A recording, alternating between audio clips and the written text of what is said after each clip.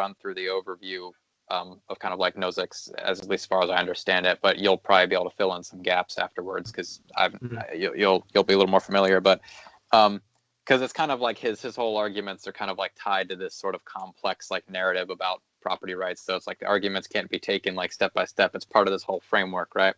So Nozick, I'll go into, and then there's a couple of points that we'll make that are not necessarily Nozick's.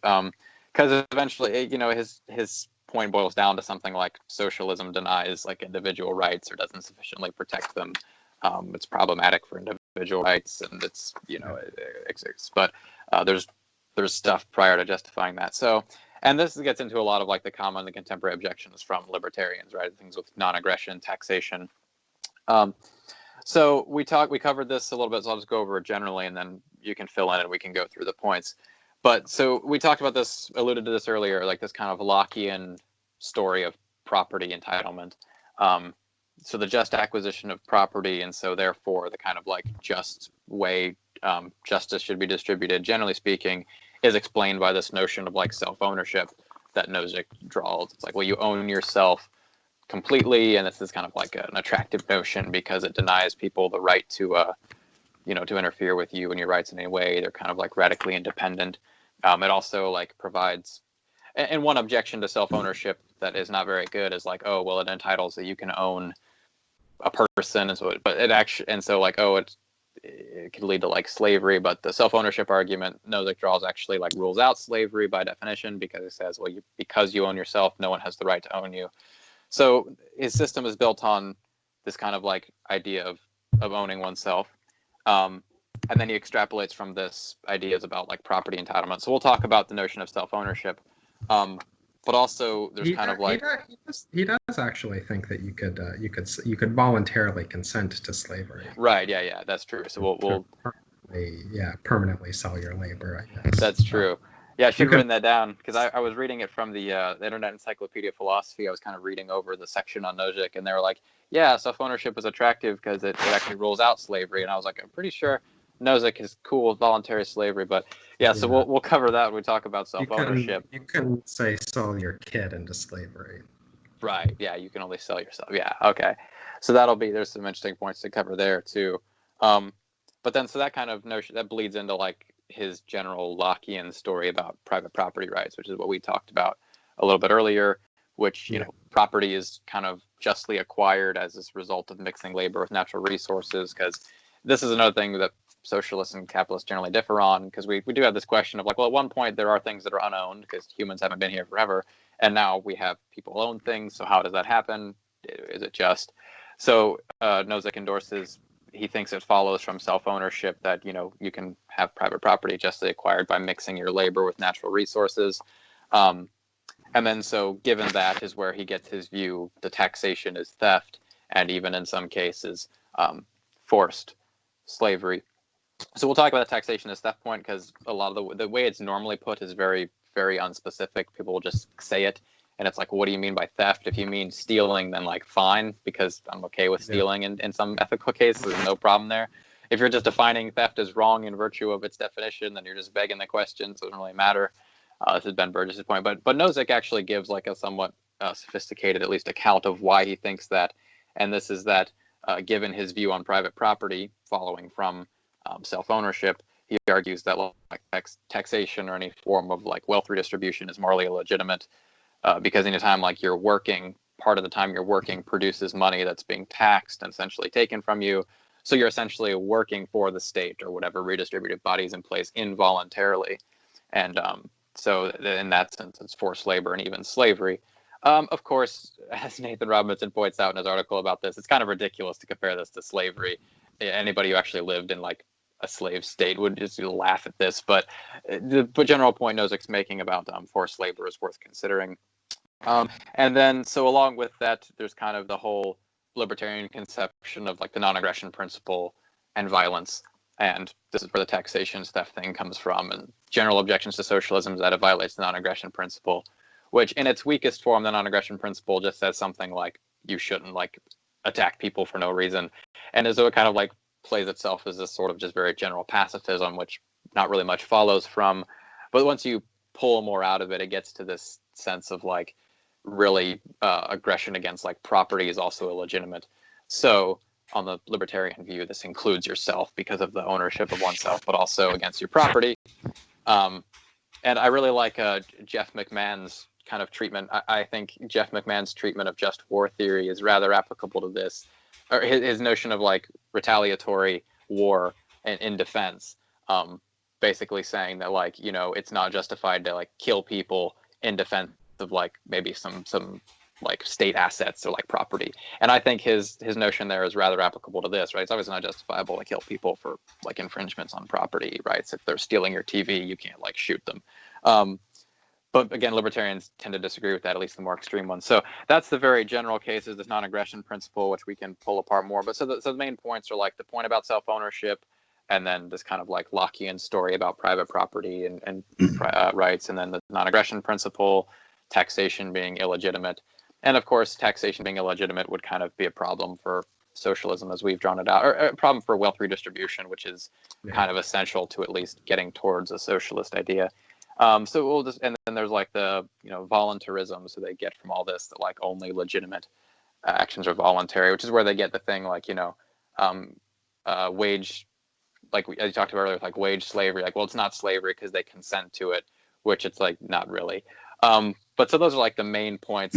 So yeah, I've been talking for a while now. Hopefully that all made sense. But if you want to fill in any gaps on my understanding of Nozick, but there are a couple of things going on, I guess. So there's the, I mean, first of all, there's the stuff with the non-aggression principle, which Nozick does not rely on.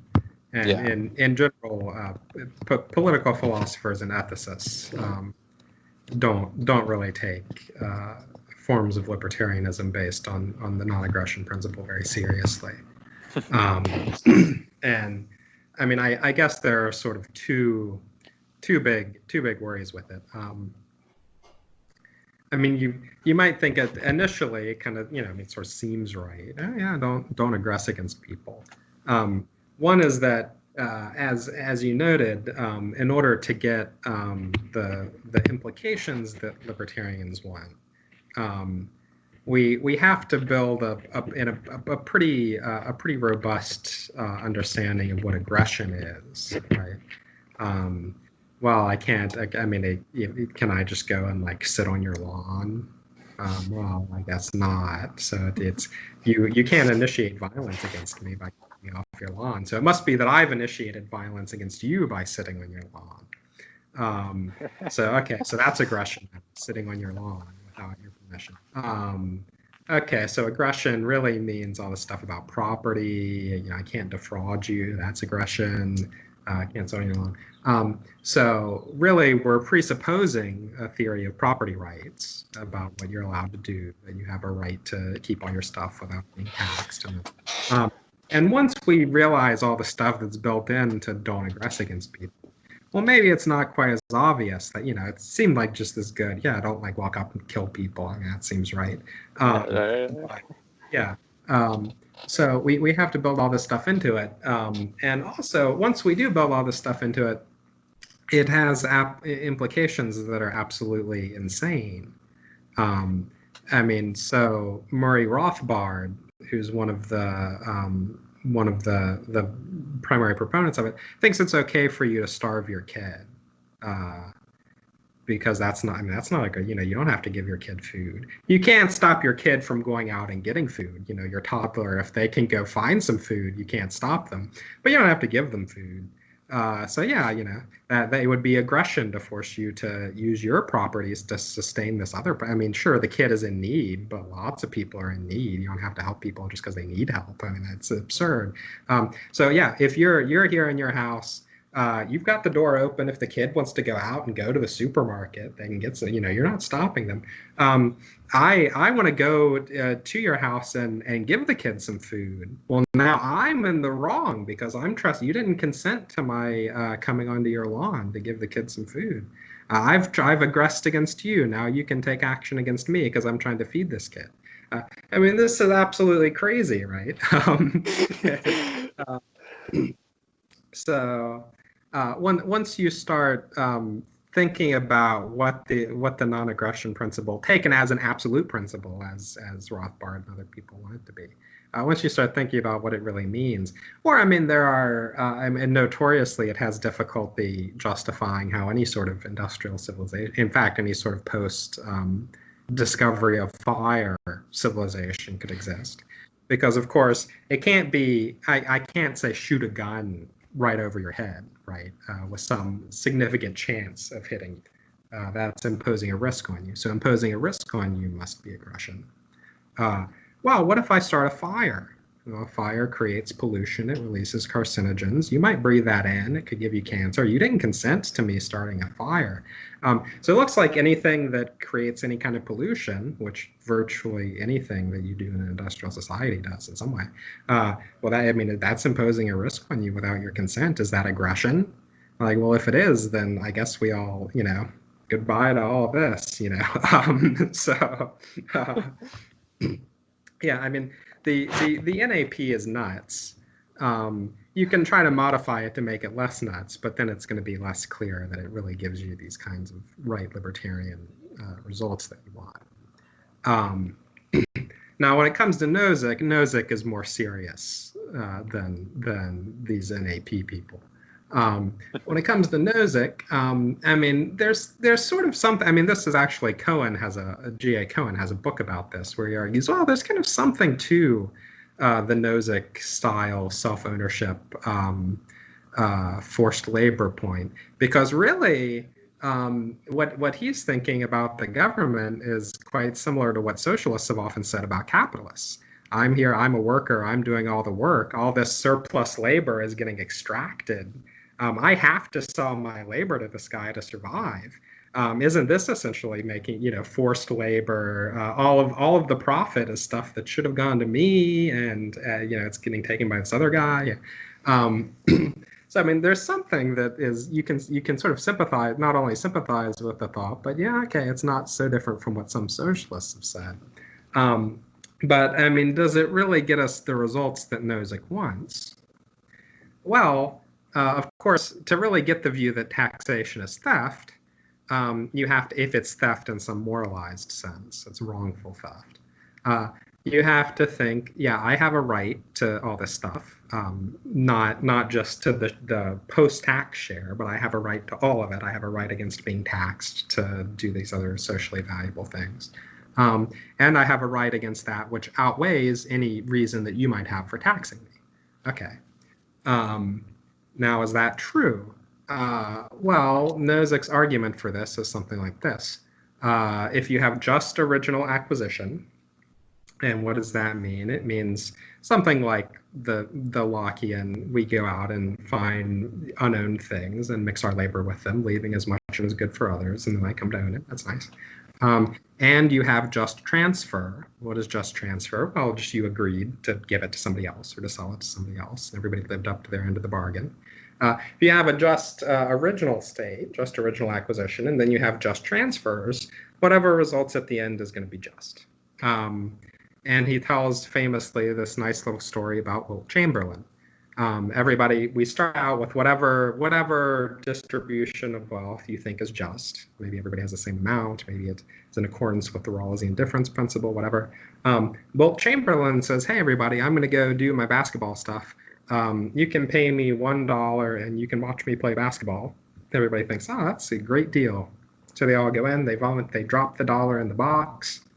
Wilt Chamberlain takes the money home. And after a couple of years of this, Wilt Chamberlain now has way more money than everybody else. Was that unjust? And Nozick thinks, no, we started out by agreement with a just distribution. We had just transfers. We wound up with a just distribution at the end. And so, in fact, any pattern of wealth distribution could, in principle, be a just one. And in fact, it would be wrong for the state to interfere with it, provided it came about in the right way, provided the history is correct. Now, two worries about this. One is, well, how much of the stuff that anybody actually owns did they come to own like that?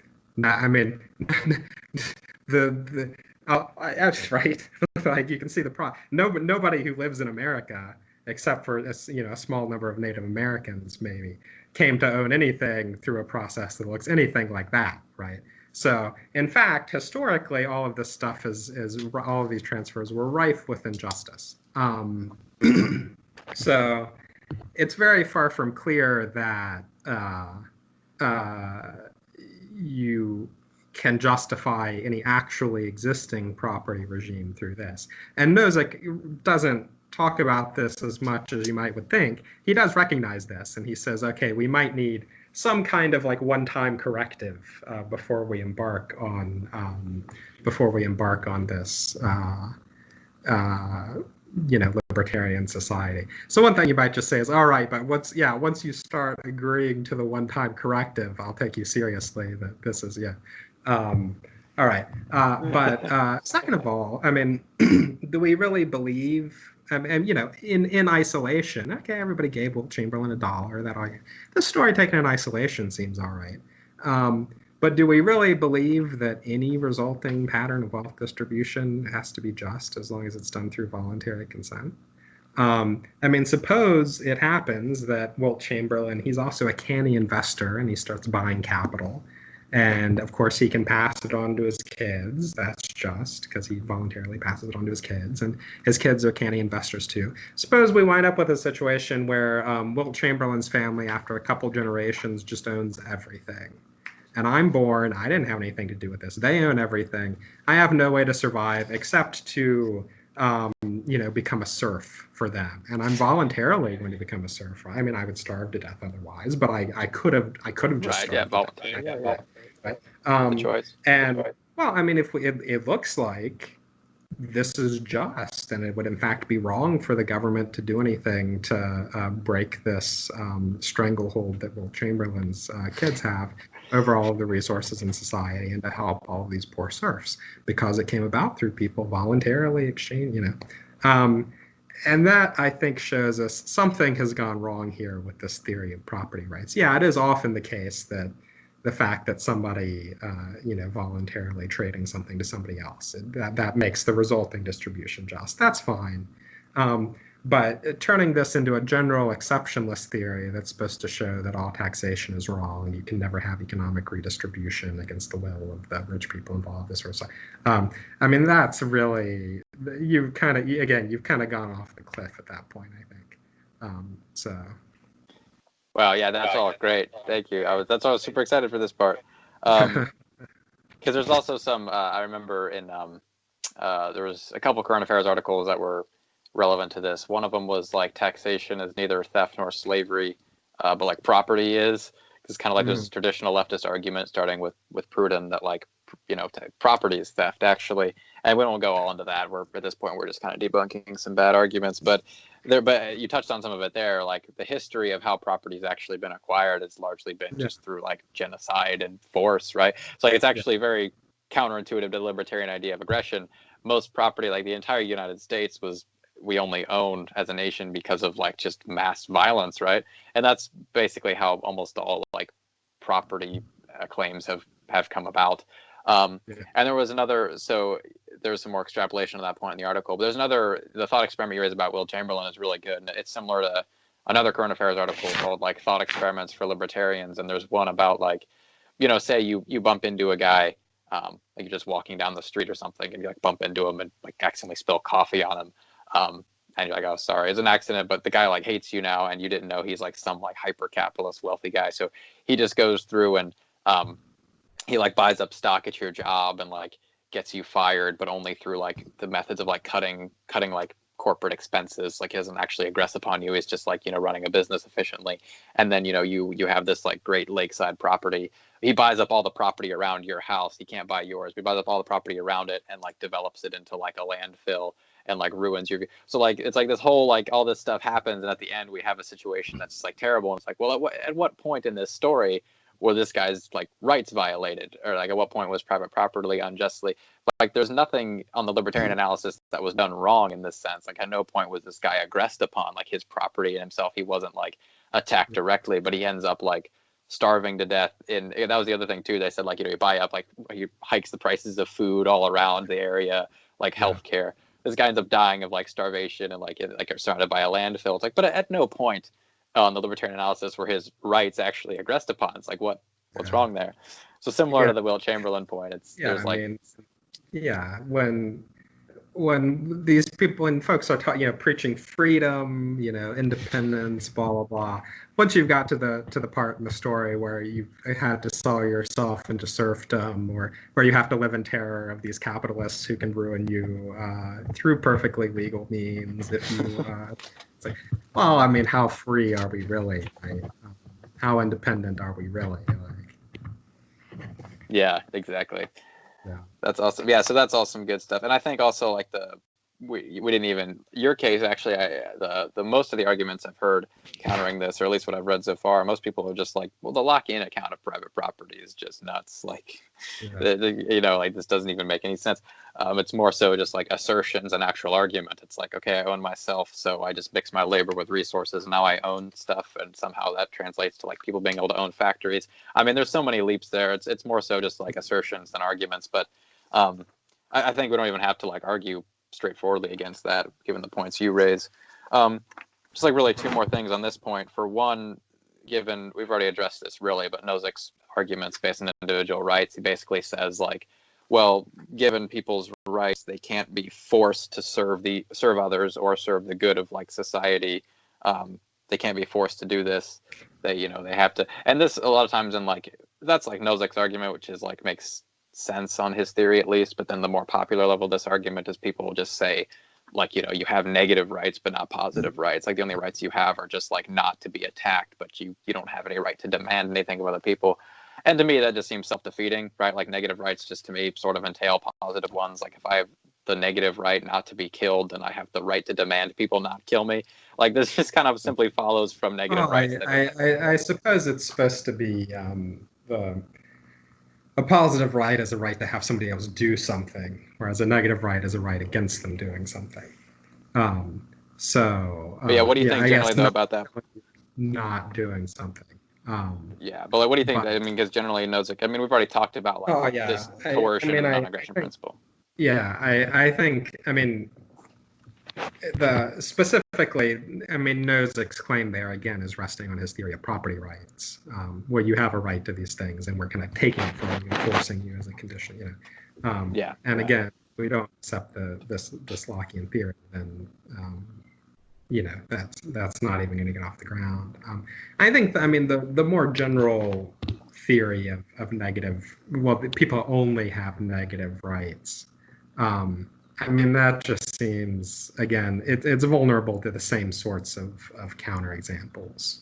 I guess I'm not any, if I just have the negative rights that libertarians think I have, I'm not having any of my negative rights violated when I'm forced to choose between serfdom to Wilt Chamberlain's children or starvation. But clearly, I'm not being treated justly in this situation. Yeah, you're not free in any meaningful sense. Yeah. Yeah, I mean, I'm bleeding to death, and you drive by in your car, and I ask for a ride to the hospital, and you don't want to get your seats messy, so you just drive on past. But you haven't violated any negative rights that I have. But clearly, it would be, that would be wrong. It seems reasonable to think even if somebody else had a gun, that they could forcibly commandeer your car in that situation, given that I'm going to die otherwise. There's this famous example from Joel Feinberg where I'm lost. I'm a hiker. I'm lost in a blizzard. I'm about to freeze to death, and I find your abandoned cabin. Can I break into your cabin in order to find shelter and save my life? It's well, obviously I can, but it's not. I actually am infringing on your property right in that sense. Okay? I might owe you some compensation for the window I broke or whatever afterwards. But obviously, doing what I need to do to save my life or to save somebody else's life is permissible. It would be wrong for you to try to stop me from getting in the cabin. Yeah, I was gonna say, Dustin, you're violating the non-aggression principle by bleeding on that guy's seats. You're violating his property. Yeah, getting blood on his seats. Yeah, that's awesome. Yeah, so there's always going to be like reformulations of that, but it's generally some good points against this So we're the last point we have on the libertarian arguments. We're doing decent on time, actually, but I'm glad we got through all that. So just the general points. But the last thing comes from, we talked about this a little bit before recording, but Jason Brennan, his book, Why Not Capitalism, which is a response to G.A. Cohen's Why Not Socialism. For one thing, he argues that Cohen compares, ideal socialism to like the worst version of capitalism, which that's not really relevant to what we're talking about. I've heard from some people who've read it that's not true, but I've not read both, so I'll just leave that for another time. But basically, another thrust to the argument he gives that a lot of people take to be like really effective is he says that if we're just going to compare ideal societies, which seems fair, an ideal capitalist society, like laissez-faire, these just property transactions, ideally this capitalist society allows for socialist institutions and for socialist methods of control. But the reverse isn't true. Like an ideal socialist society kind of denies these like claims about property rights. So it denies this kind of like capital ownership. So the basic argument he gives boils down to like ideal capitalist societies allow for the voluntary, attainment of like the best of socialist societies. So it's like the best of both worlds because there's the freedom to do both. But socialist societies are more narrow and they don't allow for capitalist institutions. So we should prefer the capitalist ones because in the ideal, and in his argument again about ideals, so even if this isn't true in the here and now, he's just saying, well, ideally a proper capitalist system would allow for all of this. And I've heard this argument too, again, from more lay people. They're like, well, if we had a complete like, it was more extremist, especially like anarchist, like capitalists, or like we said, like stateless capitalism. Like, you can voluntarily do whatever you want. So you can start a commune. You could be communists over in like Iowa. Entire Iowa could be like a communist commune, but then we could have private. So we could just have this diverse portfolio of economic institutions, and that's more desirable than having just like socialism. There's some empirical reasons why to doubt this, but what do you think of that, generally, as we round off here? Yeah. So this is, I haven't read Brennan, but this is quite similar to a different argument that Nozick gives, which he thinks is like an independent argument for his libertarian state. And I think it's a shame, honestly, that it gets so much less attention than the other arguments which come earlier in the book, because I think it's in a lot of ways more interesting than the sort of crazier arguments that rely on these libertarian moral principles. Nozick's thought is, you'll look in my society, you can form, if you want to have a socialist community and everybody agrees to give up their property rights to whatever, to capital, whatever, you can do that. If you want to have a Catholic theocracy and everybody agrees that they'll be punished if they use birth control or something, then you can do that. And as long as people have exit rights, they can move back and forth between these different communities, and we'll all be able to see which one works best. And the ones that are better at promoting flourishing will get more members, and we'll be able to, through these experiments in living, everybody will be able to observe what sort of community they want to live in, and so won't this just all be great? Now, I think, I haven't been appealing to ideal theory so far, right? I'm in general not super interested in the ideal theory in the sense that Brennan needs it. Assuming everything works perfectly the way you want it to, and so I think that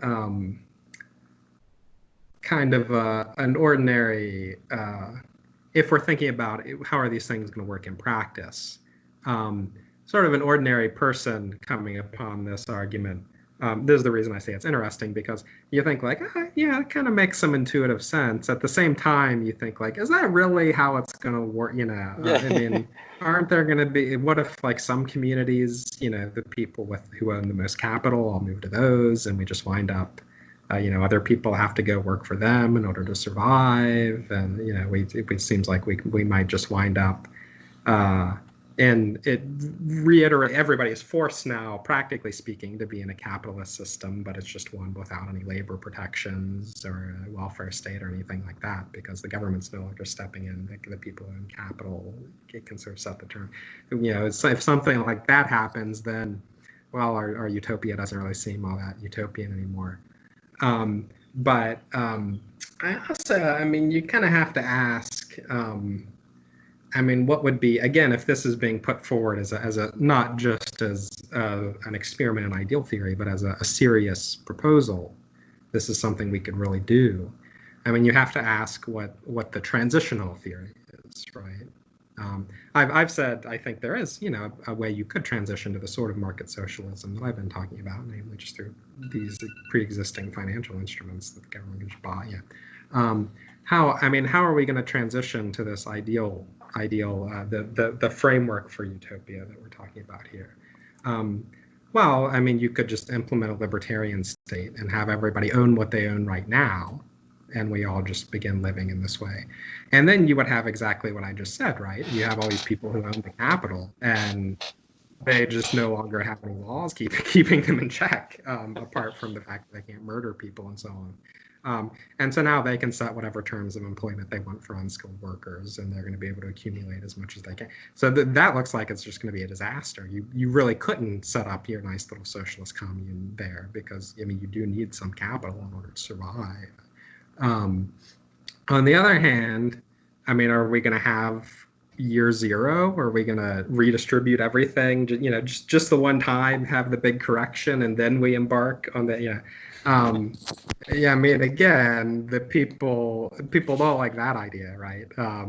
The year zero, break up everything, start society over again. So that, I mean, that's not really anything anybody wants. That's not, I mean, you can imagine the amount of violent resistance that you would encounter if you're really trying to do that. You can imagine the huge social and economic disruptions. So I think you kind of, practically speaking, you have to ask, what is the transitional theory here? If we do it while kind of leaving things to some extent in place, then you just have, it seems very likely that this system just results in kind of the worst sort of capitalism you can have, just total robber baron, Gilded Age, whatever. On the other hand, if we try to start from year zero, I mean, that's not, that's going to be awful costly. The people who are endorsing this sort of libertarianism don't really want to do that. So even if it would work under ideal conditions, exactly the way that Nozick thinks, how are we going to get there? And unless you can have some sort of roadmap for getting there that isn't just going to make it fail horribly and isn't going to have unacceptable consequences, it doesn't really, practically speaking, matter very much, All right. Yeah, that's awesome. And then it raises the question too of, like, if you're in principle okay with like a massive reset button like that, like, well, if things go wrong, are you cool with that again? Like, do we just have like an unlimited use on like just social? Because in that case, it's like, that seems like you're just fine with wealth redistribution. How many year zeros are we going to have? Yeah, right. Something goes wrong. How many times are we able to fix it? So then it's like, well, then you're just fine with wealth redistribution at a level. It's like, okay, great. Now we're sort of on the same page. But yeah. No, that's great. Okay, well, I think that was about all the main points covered. We're a little over 2 hours here, so I don't want to keep you for really any longer. But great points covered. General gist of everything is, socialism isn't equal to central planning. I think we've given some generally good, like, again, there's always more to read, but the general case for why socialism is prima facie and, morally preferable to capitalism, I think, is a pretty good one. I thought that already. I'm a little bit biased, but this conversation just reinforced that, because it's good to have really, like, sophisticated objections to things like, libertarian theories of property rights, because it's complex and it's often oversimplified in just the spectrum of discussion. So, Dustin, thank you once again so much for coming on again. Everybody check out Dustin's website. I'll try to link it in the description and all his work, which is great. If you can get everybody can get hands on the book that he has a chapter in, The Ethics Left and Right, edited by Bob Fisher. Dustin's essay in that book is fantastic. I've read it